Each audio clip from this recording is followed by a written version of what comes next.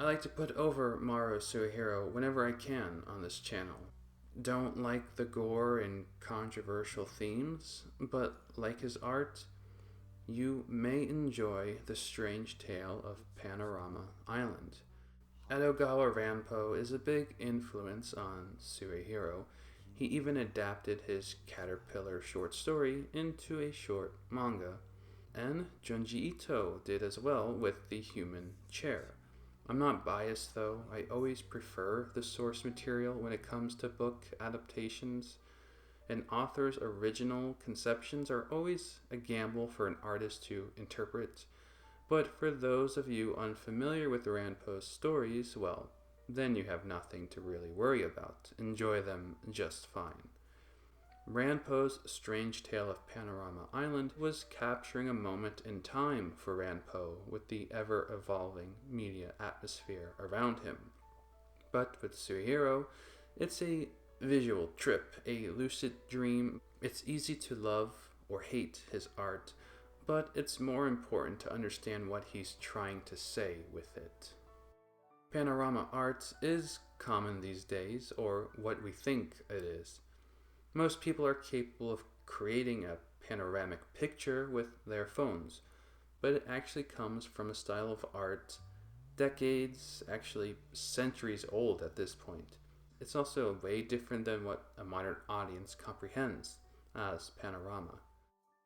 Back in the 18th and 19th centuries, art was a bit more hands-on, and perhaps too daunting at times. None so more than the long-forgotten art form of the panorama.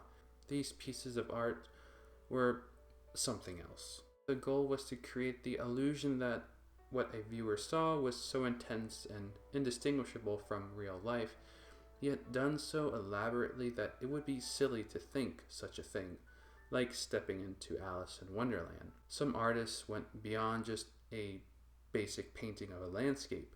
They constructed massive exhibits to fully engulf spectators in awe, but most of the time done so by the use of trickery. Do such exhibits even exist anymore? I suppose they've progressed to amusement parks. Yeah, they're kind of like that, like being in a fun house. Well, that grand of a level of spectacle correlates with the strange tale of Panorama Island.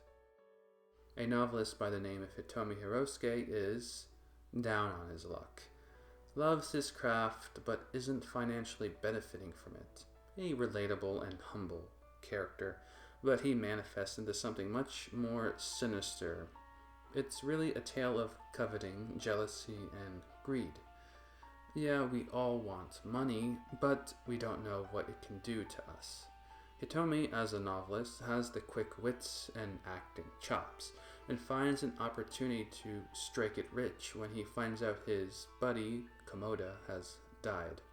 Rather than mourning the loss, he assumes the life of his old friend, going to lengths to look just like him, even digging up his corpse to steal a gold tooth of his. It's like something out of an Edgar Allan Poe story.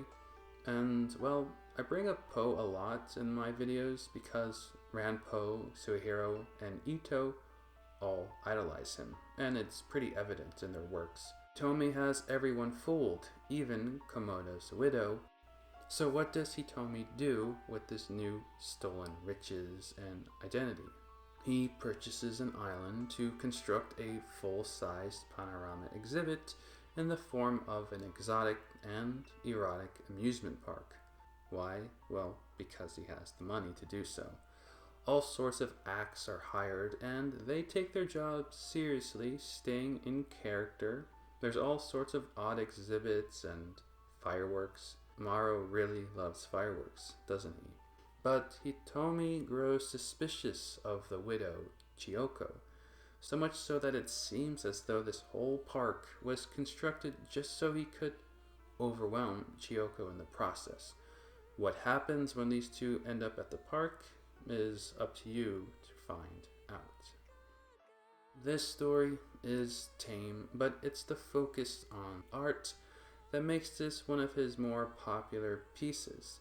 It's also one of the only official Western releases, maybe because it's so hypnotizing. Or maybe because it doesn't have offensive amounts of animal abuse and gore. Who knows? But the themes of deception and fear are present, and though it isn't his usual amount of horror, it's horrific in other ways. A beautiful manga and an accessible way to get into Maruo Suehiro's art.